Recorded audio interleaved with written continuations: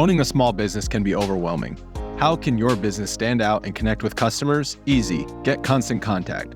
There's so many places to reach customers. Email, text messages, Instagram, TikTok, Facebook, Twitter, YouTube, live events, the list goes on. How are you, as the business owner, expected to own all of those channels? That's where Constant Contact comes in to help. With Constant Contact, you'll reach new audiences, grow your customer list, and communicate more effectively to sell more, raise more, and fast-track growth. I use this to grow my email list, and you should too. So get going and start growing your business today with a free trial at ConstantContact.com. Just go to ConstantContact.com right now. Constant Contact, helping the small stand tall. ConstantContact.com.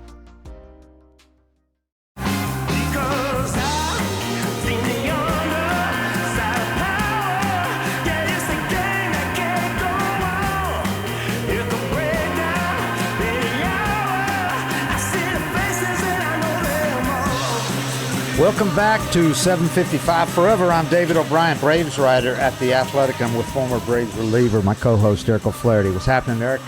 What's up, Dave?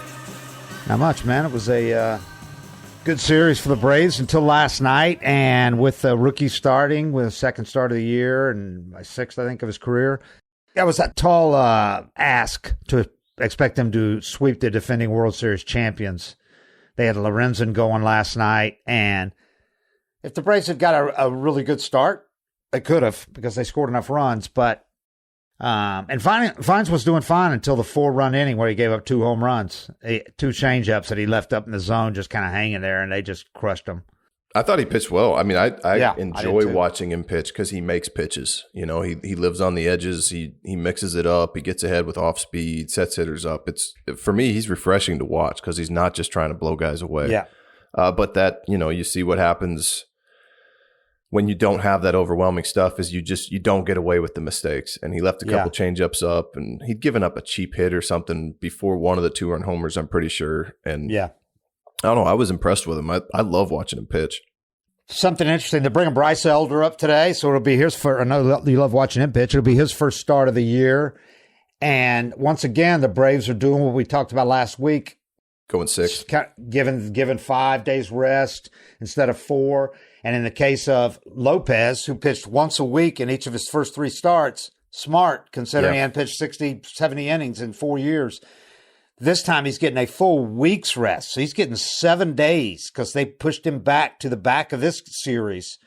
And it also kind of realigns the rotation, because now you're going to have Fried, Lopez, Sale, split the lefties. You get Lopez up higher if it matters. I mean, once you get past first couple of weeks, it's kind of random who they end up being matched up against half the time anyway. Your number 1 oftentimes goes against their number 3 or 4, Yeah. Because of days off, rain out, schedule is different. But anyway, that it does that, but that wasn't the primary purpose. The purpose was to get him extra rest because, again, they're going to try to have him start. Just keep starting. He's doing a great job. He's got an 0.50 ERA in 3 starts. Great strikeouts to walk ratio. The whole thing's gone 6 innings every start. So they're not stupid. They know he's only gone 60, 70 innings each of the last 3 years as a reliever. They're not going to try to jump him up to 170 because that generally doesn't work when guys do that. So the way they're doing it, they could get him through the year in 30 starts instead of 33 or 28 starts. Yeah. And 150 innings, and maybe he could do that and still be strong and fresh at the end, when the October comes around. And if you need to rest him at some point, you can do that. If he's throwing like this too, you want him in the playoffs. Exactly. You might need him. So I also think that, maybe this year wouldn't be the year that you see it, but a lot of times you see that down year after a guy jumps from being in the pen to jumping and throwing 150, 200 innings. So managing that, looking at his future, like if this guy's going to be as good, I mean, he's not going to keep this up, but if he can throw the ball the way he has and get pretty good results like this, you want to keep him healthy and you want him long-term in your rotation. I don't think there's any question. He said it himself, even before his first start, that he's a better pitcher now after pitching out of the pen, learning what he did in the pen. He's just a better pitcher now. And he added the second breaking ball.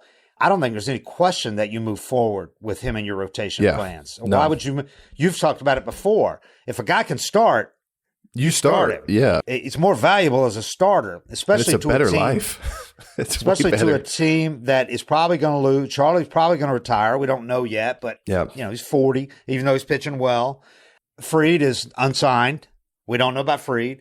Strider should be back early next year. We don't know about April, but going forward, you need to be able to count on one guy. And if he keeps up anything close to this, there's no question he's in my postseason rotation. Yeah. I mean, he's might be starting game 2. Yeah. Hell, right now he'd be starting game 1.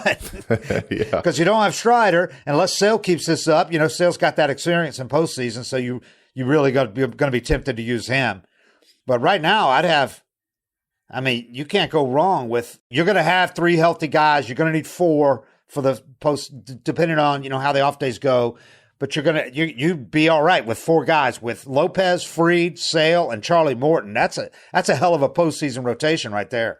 With this offense, and the pen throwing well, that's good. That's a good position to be in.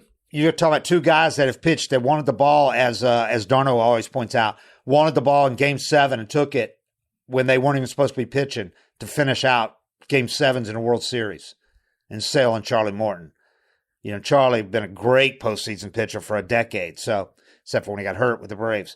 But that's getting way ahead of ourselves. But if you can keep 3 of those guys healthy, you're in good shape for the postseason. But you got to keep 3 of them healthy. The division right now looks tougher than maybe some people expected. The Mets are playing good ball. The Mets are not far behind, 2.5, I think, behind the Braves after the Braves lost last night. Braves had a 6-game winning streak going until last night.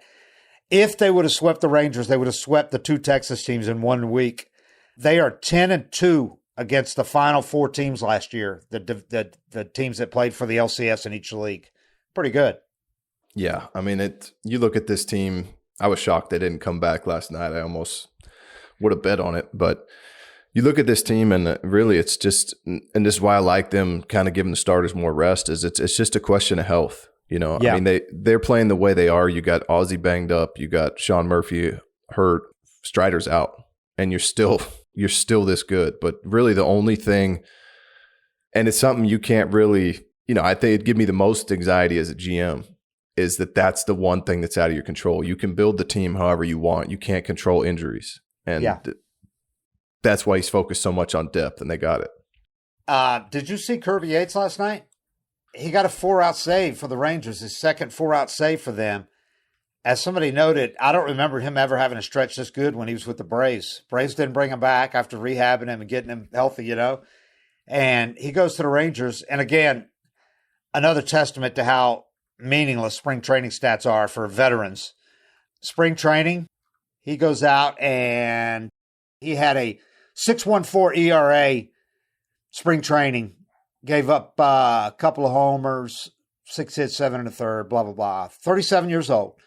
Right now with the Rangers this year, 9 appearances, 10 innings, 2 hits, 2 walks, 11 strikeouts. He's got a 0.400 whip and a 0 ERA. He's given up no runs with 3 saves in 9 appearances. So last year was his first full season back from Tommy John. The second one, too. Yeah. And he's 37. That's pretty impressive. I would assume he's finally feeling like himself again, because watching him last year, you always felt like he was searching. He'd have a good one, and then he was kind of searching. Stereotypical veteran reliever, because he's throwing 93, 92.7. He's just locating. He's not missing. I guess it's almost an advantage to be coming in throwing 92 these days, because guys are so used to guys coming in throwing 98. You're below the hitting speed. Yeah, exactly. Which is insane to say, because 93 used to be a damn good fastball. A hard thrower, yeah. Now guys are out front. But yeah, that was the one nice thing last night, to see him healthy and pitching well. So I did a thing today where I figured out the Braves ERA, because I looked at the Braves bullpen ERA and they ranked 10th in MLB, and I know how well they've pitched. So I'm like, I don't think that's really indicative of what they've done. So I remembered that series against the Mets where they got blown up in 3 straight games, and one of them was Guillorme giving up the grand slam. But 3 games in a row after having pitched a bunch in the previous games, because it was the Strider 4-inning game where he left with a sore elbow. Fried got blown up 4 1/3 with 7 runs. So the bullpen had pitched a shit ton in the games before that. Then they got blown up 3 straight games against the Mets. So I said, okay, what is it other than those 3 games? In a thing I wrote today. And this was going into last night. Because last night, Matzik gave up a home run last night, so it would have changed that a little bit. But here's what they had. Going into last night, they were 3.42 ERA, ranked 10th in the majors. 26 earned runs. 15 of them had come in the 3 games against the Mets. In all the other games, the Braves had a 1.73 bullpen ERA, allowed 11 earned runs and 57 innings. The leaders in the majors are 1.65 Detroit, 2.11 Cleveland. Those are the only bullpen ERAs below 2.81. The Braves, I know you can't do this. You can't throw out the worst outings, but that was a 3-game series against the Mets. Other than those games, they had a 1.73 ERA before last night. Yeah, I mean, so that's how well they pitched. You can't throw out the worst outings, but you can definitely throw out the position player outing of giving up a grand slam. Yeah, exactly. I would think that, if I built one of these websites, I'd put a minimum of 5 appearances, to qualify as a bullpen guy or something like that. I'd set it up so that you're getting the actual bullpen and the guys that are always there, not some guy that got called up on the wear it day or to make a spot start. I would try to eliminate those, and you'd get a lot better picture of how the bullpen's doing. Better indication of what to expect going forward from that team. Yeah, that's true. Talking about Lopez and how they've pitched him, he's going to pitch Wednesday, which will break his streak. He had pitched Tuesday. He's on the Japanese League schedule or the college Friday night starter schedule. But it's working. And people said, yeah, you got to pitch him more, throwing off his routine. No, he said the extra rest is helping him. He's no dummy. This guy knows that he's been in the bullpen, and that it would be stupid to expect him to go from pitching 65 innings to pitching 175 innings. That doesn't happen, man. It's hard. Yeah. And if he did, the next year he'd probably have the sort. We've seen that before, where the next year, especially if they go into postseason, and he has to pitch another 25 innings. Yeah. The next year is when the elbow goes. Yeah. At spring training, he has sore elbow, like Matzik did after all that work in the postseason. Some of those guys are not the same for 2 more years because they keep pushing. Anyway, Lopez, we talk about how Fried's gotten off to such a rough start, showed a lot better signs the last time in Houston, still not a good start, but a lot better in the first 2. And Strider's out. Well, Lopez has pitched so far beyond expectations that I think he's picked up a lot of the slack. In effect, he started the year as the number 5. He's pitched like a top 3 starter. He's pitched so far like an ace. I'm not expecting that to continue, but he's gone 6 innings every time out. Pitched like an ace. So that's 6 really is an helped ace the now, pitch. too. Yeah, absolutely. Yeah. 7 is absolutely deep in games nowadays. Yeah. So he's got the major's lowest ERA. He doesn't qualify right now because he fell below the innings because of the number of starts he's made. But among starters who've made 3 or more starts, he's got the lowest ERA in the majors, 0.50. Chris Sale, the ERA is a little up because of a couple of innings, but Chris Sale's got a 1.05 WHIP. 24 2/3 innings and 27 strikeouts are both the highs on this team. So I know he was a big question mark for a lot of people coming in because of the injuries, but we saw in spring training how healthy he was and how well he's pitched. But right now, if somebody had told you you're going to be without Strider after 2 starts and Fried's going to pitch like crap his first 3 starts, you'd go, oh, they're in trouble. But nobody would have expected this from, obviously, Lopez. And also, Sale surprised a lot of people. Not with the ERA, but with those other numbers. Those are solid. I mean, that's what I expect out of his stuff. When I saw he was still throwing 95, 96, there's guys that you watch and you're like, I don't know how you could fail. The battle, when you're throwing that stuff with that slider, you could tell the hitters what's coming and probably still have a good season because it's just such a tough angle and it's fast and he gets extension and he's sidearm and I mean it's just a nightmare to try to hit that. If he can just get it in the zone, he's going to have a good year. I can't even imagine being a lefty trying to hit that. No, I would just stand there and hope that he couldn't throw 3 strikes before he threw 4 balls. John Kruk in the All-Star game is RJ. Just turning around to the other side. Turn of Hatting helmet around. Yeah. We're driven by the search for better. But when it comes to hiring, the best way to search for a candidate isn't to search at all. Don't search, match with Indeed. Indeed is your matching and hiring platform with over 350 million global monthly visitors, according to Indeed data, and a matching engine that helps you find quality candidates fast. Ditch the busy work. Use Indeed for scheduling, screening, and messaging so you can connect with candidates faster. Leveraging over 140 million qualifications and preferences every day, Indeed's matching engine is constantly learning from your preferences, so the more you use Indeed, the better it gets. Join more than 3.5 million businesses worldwide that use Indeed to hire great talent fast. And listeners of this show will get a $75 sponsored job credit to get your jobs more visibility at Indeed.com/Blue Wire. Just go to Indeed.com/Blue Wire right now and support our show by saying that you heard about Indeed on this podcast. That's Indeed.com/Blue Wire. Terms and conditions apply.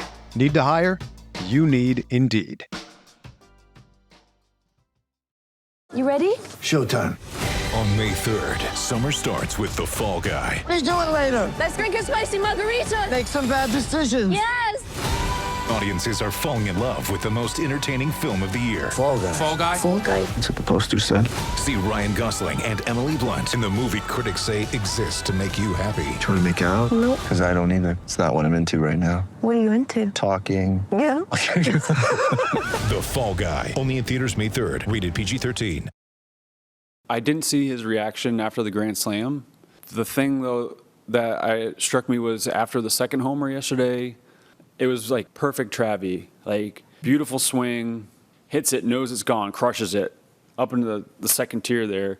And he just looked at it and he just put the bat down and ran. And it was just great.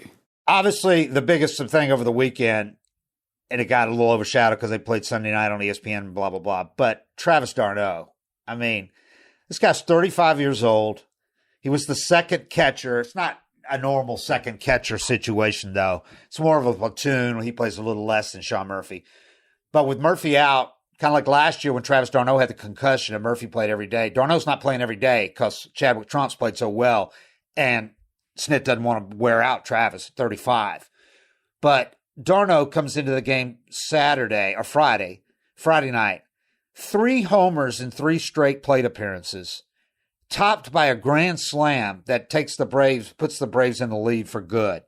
It was so dramatic. He had 6 RBIs in that game, 2 homers off lefties, and then 1 off a righty. A grand slam after Michael Harris. There's 2 guys on. There's 2 walks, and you're going, Travis is going to get up again. Then Michael Harris singles, but it's a ground ball, so they can't score. Loads the bases. And I just had this feeling, man. It had that magic feel to it. And they were all no doubters. They were all like 430 feet, all of them like 107 to 109 miles an hour off the bat. He crushed them. This guy, man, he's misleading. He's got sneaky power. He has it's smooth. It's really smooth. And he used a 35.5-inch bat. Does he really? Yeah. Yeah, it's only 31.5 ounces, but it's 35.5 inches. I asked him about it. He said he hates getting jammed. So he said, I'd rather hit it off the end of the bat than get jammed. So that's why he uses a 35.5-inch bat.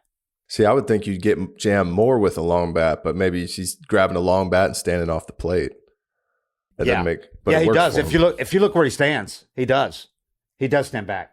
But he was 4 for 5 with 4 home runs, 2 walks, and a hit by pitch. 2 games. You know that Willie Harris giveaway bat story, don't you? Yeah. Oh, yeah. 5 hits. Yeah. With a giveaway bat. That's incredible. And That's I think he kept using it till it broke. But yeah. I mean, for people that don't know, Willie Harris, they had a giveaway bat, which is like the cheapest, shittiest wood. You know, they're giving away 10,000 of them. I mean, it's like a Kmart bat. You could get it at Big Five for probably $30, and he took it into a big league game and went 5 for 5. And kept using it. That was amazing. And I think he got either a Rolex or something. Andrew Jones bought him a Rolex for using it or something along those lines. But it's a good story. I don't have all the details. But going 5 for 5 with a giveaway bat, you go 5 for 5 with that, you're sticking with that bat too. Yeah. So Travis said he'll probably use that one until it breaks. Yeah. I would guess so. But anyway, so he had not hit a home run all year before that. He hadn't played a ton, but no home runs. He has 3 home runs in 1 game. Made him the second catcher in MLB history to have multiple 3 homer games. And the other 2, Johnny Bench and Gary Carter. Damn. Also, the first Braves catcher to have a 3-homer game since Dale Murphy, when Murph was still catching. Yeah, I would have thought Posey or Piazza. Yeah. Piazza was the one I would have thought would have multiple 3-homer games. Probably had 10 2-homer games or more. 3's hard, though, if you think about it, because if a guy comes up a third time, unless there's like no room to put him or the situation calls, you're gonna pitch around him. Yeah, this guy's like a guy like now. Piazza. Yeah. But he came up with bases loaded, and the Rangers had still had a lead. So they had to pitch to him. Yeah, and that third one, you're going to face, if the game matters, you're going to face a nasty reliever you haven't really had a chance to look at. Seeing a starter good, then you get multiple at-bats. But, yeah, 3's tough. I look at Travis, though, and I think you can – he got a lot of criticism because he was hurt a lot early in his career when he was with the Mets. Yep. But I think that's also, kept his mileage down, where you can expect him to still be, and he's not in an everyday role now. I just looked it up, but I was looking at like Travis's numbers, catching 31, 100, 67, 75, 112 each year. And the most he's played with the Braves is 107. If you look at like BMAC, he was catching 130 games a year for 10 years. Yep. So and you get old faster. And on top of that, on top of all those years where he didn't get to play full seasons, in the last 4 or however many years it is since Flowers brought the one knee here and Sal adopted it, he's been one knee catching now with the Braves, and he said, you don't get tired. Yeah. And for a 35-year-old guy, that can extend your career. I mean, some of these guys like BMAC, if he'd had one knee catching, he'd probably played another couple of years. And if he was only catching 100 a year?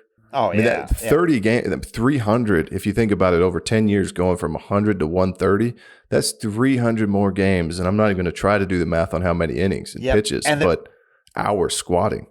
And there was no DH when he was with the Braves. Nope. How many games he could have DH'd instead of caught. Yeah, that's true. Yeah, I didn't even look at that with Travis, is how many games. As I'm comparing it, like 12 years in, he's got 800 total games played. Yeah. In 15 years, BMAC played 1,700. Yep. He hasn't DH'd a lot. Travis hasn't, because they've had a DH with Ozuna, obviously. Yeah. And Snell likes to give them full day off, if they're not catching. Yeah.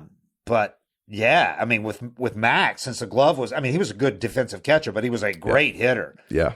Now you can't shift. Now you've got DH. Now you got one knee catching. I mean, there were a lot of things that were if he came along now – conspiring against BMAC having a longer career and even better career than he had.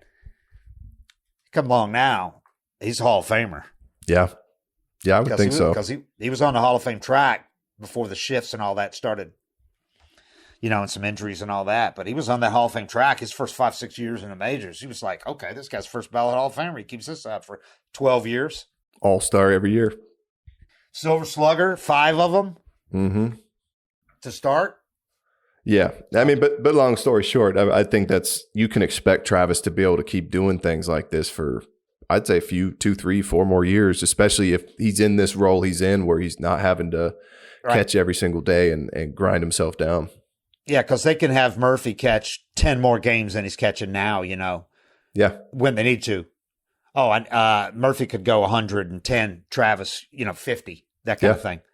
This episode is 755 Forever, by the way, is brought to you again by Joe Van Gogh's new coffee blend called Blend Number 44, named in honor of Hank Aaron. Visit joevangogh.com. That's JOEVANGOGH.com.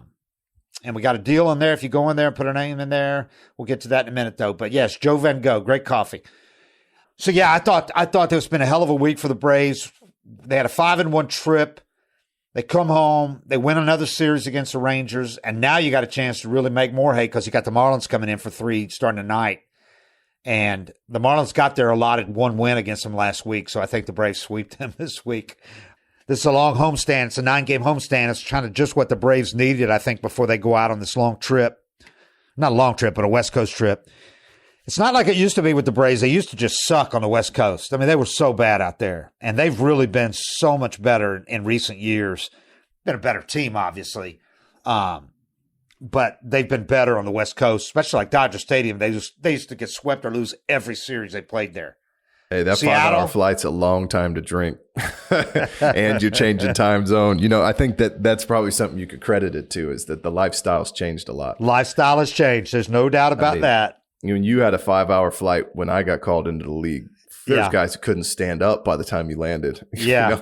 The bus ride from the airport to the hotel, when you got into the city, was going to be hilarious because somebody was going to get on the mic and they were going to be demolished. But I think these guys take a lot better care of themselves now, and so they can probably handle a little jet lag and time zone change without a hangover. Can you imagine one of these guys being put on the plane to watch Wade Boggs drink 75 beers on a cross-country flight? Man, I don't know if I've told this story before, but when I got called up to the Mariners, our first homestand, I finished the game and I come in and there's almost nobody in the clubhouse. And I'm like, where is everybody? And I go in the sauna probably 10, 15 minutes after the game, and there's just empty beer cans all over it. Probably 15 guys packed into the sauna. And it's like, you want to do anything worse for yourself for the game tomorrow. You're already dehydrated from the game. Let's jump in the sauna and sweat for 10, 15 minutes while we house beers and dehydrate ourselves further. The worst thing you could possibly do. Then everybody'd walk out of the clubhouse eating an ice cream cone because we had a soft serve machine. Like, you think about that change in the game over just the course of like 15 years. Yeah. It makes a lot of sense why guys are able to do what they do physically now, that, throw 99 and hit opposite field bombs without being on steroids. It's like, it's a different lifestyle now. I would say my time was definitely more fun though. Yeah, I would agree with that. I covered your time and this time, and just watching them and listening to the conversations, like day game after a night game, I would say that's safe to say that your time was more fun. And for the writers too. It was a different lifestyle for us too, man. Yeah. For some of us it was. But yeah, this homestand, you better make hay against these Marlins, because you got next in here Cleveland, and Cleveland's playing great ball, man. I think they had 16 wins for yesterday, the most wins in the majors, like 16-6. So they got a better record than the Braves after that loss last night with the Braves. So I'll be interested to see them when they come in here. I haven't seen them in a while. Didn't go to Cleveland last year, so they lost Bieber, didn't they? Yeah, he's out. So you got 3 against the Marlins starting tonight. Then you got an off day Thursday, a needed off day. Then you're going to have 3 against Cleveland, needed because you're not going to have an off day before you go to Seattle. You're going to have to go from straight to here to play in, you got a day game Sunday here, then you're playing the next night in Seattle. And 6 games in West Coast, 3 Seattle, day off the following Thursday, and then 3 at Dodger Stadium. Freddie's out of his slump the last couple of games. He's got some big knocks. He had a little mini slump for Freddie. Yeah. You'll look up at the end of the year, he'll be right around 300 with, 30 doubles and 25 homers or whatever it is. He does this though. And I the only time that it sucks is when his slump starts in the playoffs or something like that. Yeah. But if you face him, if he's in a slump, I don't trust it. Today might be the day that he goes 4 for 4 and goes on a tear. He could break out of a slump about as fast as anybody I've ever seen, because his swing is so simple. Yeah. His swing is so simple. He doesn't change anything when he's slumping. He finds something that's just a tiny bit off, but it's not even visible to the naked eye, Yeah. And then next thing you know, he's got 3 doubles in a game. So I tell you who's slumping, man, for the Bravos, Matt Olson. Yeah. We were talking about him because like a week and a half into the season, after leading the majors in homers and RBIs last year, he was leading them again this year, right?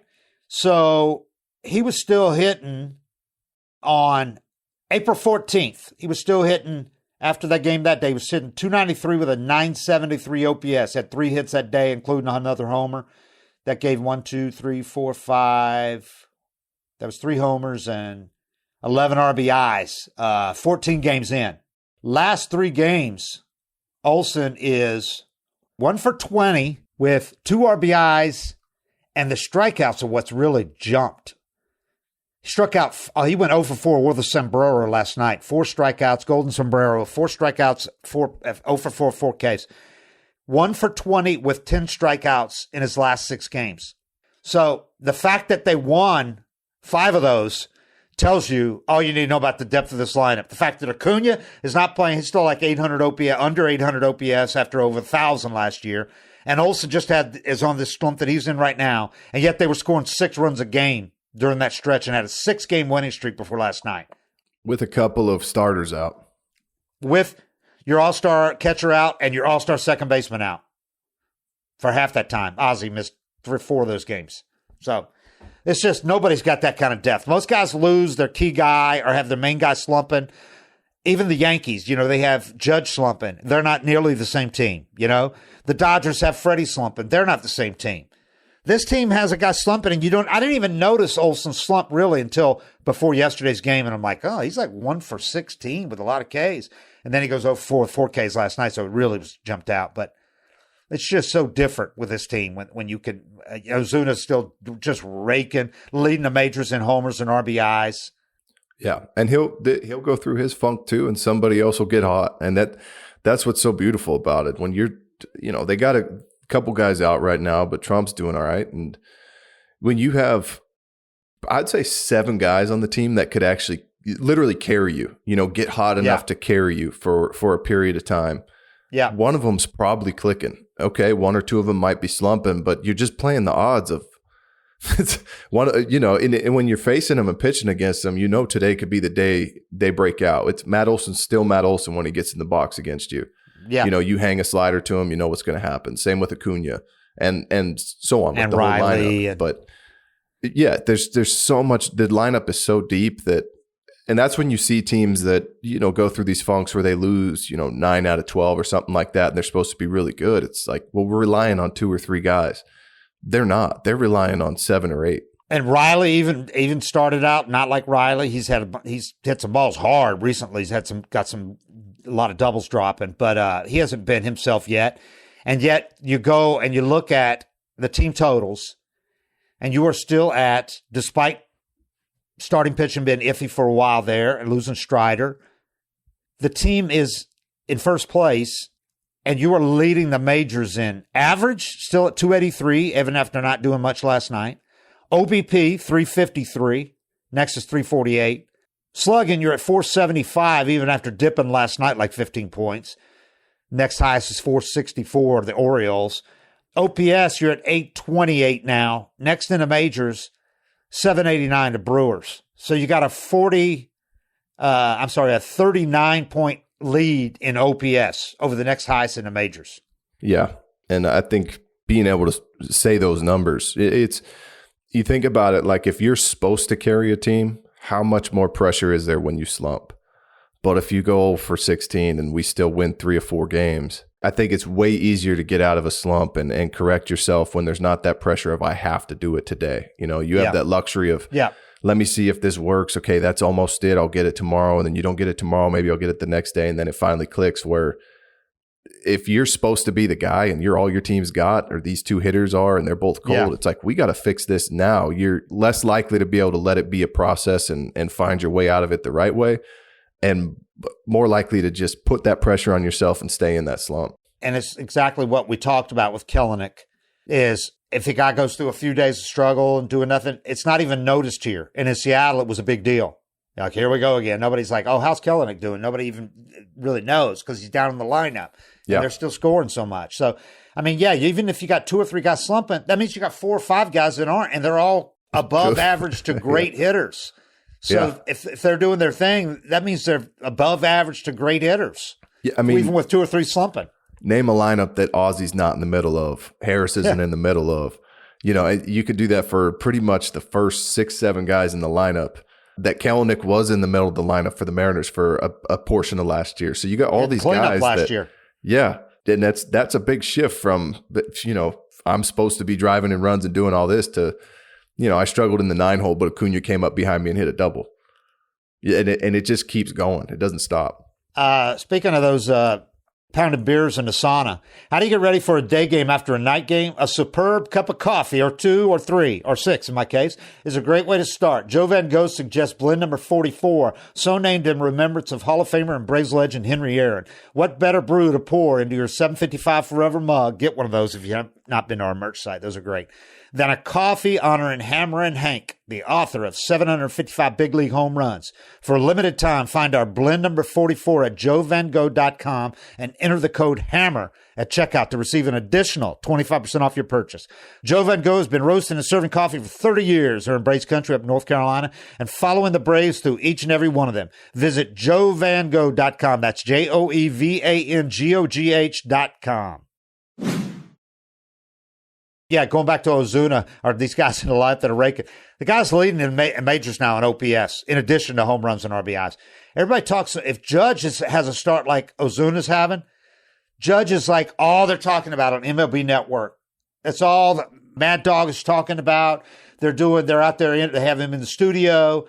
It's like Ozuna does his thing, man. And this is a guy that has not been cooled off since May 1st. He's approaching 162 days. I mean, he's approaching a calendar year now. It's going to be 162 games now where he's going to have this sustained run. I'm really going to be eager to see what he's got over a 162 game period or a 12-month period, however you want to do it, since May 1st, because he's coming up on that anniversary now without cooling off for any extended period in that entire time.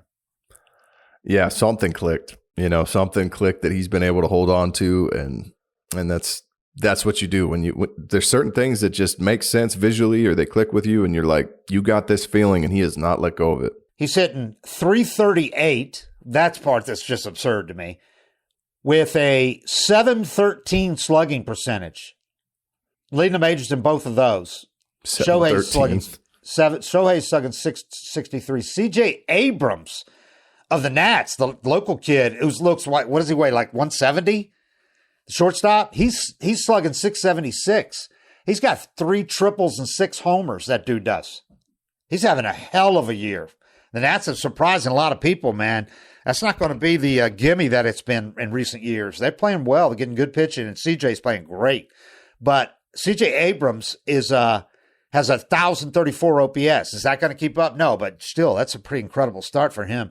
But, Ozuna, batting .338, leading the majors in homers 9, RBIs 27 in 20 games. Next most RBIs, Adolis Garcia's got 22 in 23 games. Salvi Perez with the Royals got 22 in 21 games. But Ozuna, 27 in 20 games and leading the majors with 1,117 OPS. Next highest is Mookie at 1,103. Mookie's hitting .355, by the way. Right now, he's probably your MVP because, as we said, it's really almost impossible to win MVP as a DH, especially against a guy like Mookie who plays a lot of positions. But we're 1/6 of the way into this thing. So we saw that change last year in August when Mookie had that best month of his life, and he had moved ahead of, in a lot of people's eyes, ahead of Acuna for MVP. And then the Braves faced them at the start of September out there, and Acuna completely wiped him and Freddie off the board with that series he had, including the Grand Slam on his birthday, and he got married and all that. And Acuna moved back in the league there and never looked back. But Mookie was leading that after leading the MVP race, just to let people know it doesn't really matter where they are right now. There's still plenty of time for Acuna to catch fire, and he will. By the time you get to the end of season, spring training feels like 3 years ago. I mean, it's because you do care every game and you're working hard. And when people that don't know baseball ask me like how many games are in a season, they expect me to say 50 or 60. And I say 162 plus however many in spring training. It just blows their mind. Yeah. Because, if you're a football fan or you're a fan of another sport, you're riding on every single game. This is a big deal. Manager or the coach head coach did this, blah, blah, blah. And you're riding that roller coaster with a team all game. And they imagine feeling that way for 162. And they're like, I don't think I could be a baseball fan. It's just such a long season. And then so many of the fans still ride it, whether it's football mentality or it's just some of them don't get all the games because of TV, how fucked up TV is right now and all the deals. So they might only see like the ESPN game last night. And the Braves kind of lay an egg, get a bad start. And they're like, oh, so they're like depressed. I'm like, but the team, I guarantee you, when they left that clubhouse, they're like, okay, what time we get it? What time we play tomorrow? Yeah. They're not thinking about that, man. They can't. It destroys you. The guys that ride the roller coaster. I mean, that's kind of the favorite saying of it, because there's so many ups and downs. But the guys that do that, it's impossible for them to have a good season. And there's so much failure, and there's so many bad breaks in baseball. There's so many times where you do everything right and get a bad result. If you can't evaluate your performance outside of the actual results and the things that happen in the game, you never make it through a major league season. It reminds me of the NBA only plays about half as many games as baseball. And Magic Johnson in his first NBA game, college, every game's pretty big, 35 games. And the Lakers had a dramatic win. They came back and won a last-second shot or whatever. And Magic went up and jumped, and Kareem's like close to 40 and 30, late 30s, jumped on Kareem to hug him. Kareem's like, what the hell's wrong with you? Yeah. And Magic was like, that was when he realized, okay, it's not the same. I mean, I was like that my first major league season. I remember playing this game at Wrigley Field, and we were out of guys. I was in kind of a, middle reliever role, but they needed me to pitch extras, and I threw like 2 or 3 innings. Yeah. And I'm jumping around, fist pumping, screaming, doing all this stuff. Like, this is the World Series to me, probably my 20th major league game or 15th, somewhere in there. And I remember walking in, and I see Jeff Weaver and Jared Washburn just like covering their faces. They were laughing at me so hard because to them, it's just another game, right? Like, we're going to try to win this thing, but it's not the end of the world. And that season I burned out. I got to like August, but emotionally by August, I was just exhausted caring that much about every single result. Like, you kind of have to train yourself to stay real neutral throughout a season. And the best at that, the guys that are the best at it, and you see a guy like Anthony Rendon have a great career, and everybody's under the impression, and some of his comments give you the impression that he doesn't really give a shit, but it's almost a benefit. It's almost a benefit to be able to just brush stuff off and not be that invested. Well, yeah, I think he might take it to the extreme, though, because I think he really doesn't give a shit. I don't think he likes baseball that much. Yeah. He's back on the IL. I know this is a shocker. But yeah, hey, the Braves are, just to wrap it up, they're doing what they're doing. Went through all the injuries and everything. They're doing what they're doing despite got Ozuna 11-17 OPS. Ozzy Albies is next. They don't have another qualified hitter who's with enough ABs to have a 900 OPS. Ozzy Albies is second with an 878 among the qualifiers. Orlando Arcia is third, 842. So you got 2 of your key guys, 2 of your 3 big power hitters, Matt Olson and Austin Riley, are OPS in 799 and 770 with Riley, 799 for Olson right now. Between them, they got 5 homers. So they're doing what they're doing without either of those guys really raking yet, which each of them's there are another 2 of those guys that can carry the offense for weeks on end when they get hot, and they will. But they're hitting 231 in Olson's case, 259, Riley's case, slugging 462, 447. So they're not even doing what they're capable of doing yet. And this team's still where they are. So a lot to look forward to with the Braves. The bullpen has been, like I said, outstanding. They had a couple of blips against the Mets, but as long as the bullpen is that strong, that deep, and you got this lineup that's capable of coming back in so many games, you're in great shape. I mean, you're in really good shape. But Phillies ain't going anywhere. The Mets might surprise some people, and we'll see if the Braves can win by 14 games again over the Phillies, but it might be tougher this year. And it might be good for them. That might be good for them. I think so. I think they'd be better off being pushed to the wire, really, or close to it at least. Yeah, playing some big games down the stretch, having a little adrenaline, some packed stadiums. I mean, the last thing you want to do is wrap up the season in stadiums that the teams are out of it. And I don't know where they finished this year, but, just that September call-up type of vibe you used to get was terrible. There's 17 pitchers come in the game and there's 5,000 fans. That's not how you want to end a season. And this isn't good in that regard. They finish the last 2 weeks of the season, 3 games at Cincinnati, 3 games at Miami. That's going to be dead. Yeah. And then at home, thankfully for them, it was a 2-game series against the Mets. Now it's 3 because he had the rain out that's going to be made up, and which is good. The scheduling is good. You don't have all these 3 off days like you would have had in the last 8 days of the season. And you have 3 against the Mets and then 3 against the Royals. And the Royals are playing great so far. I don't think they're going to sustain it, but You're going to be at home. So, all right. This episode of 755 Forever is brought to you by Joe Van Gogh's new coffee blend, blend number 44, named in honor of Hank Aaron. Visit joevangogh.com. That's JoeVanGogh.com. Appreciate it, everybody. Thanks for watching. 755 Forever. We'll talk to you again after the Marlins series.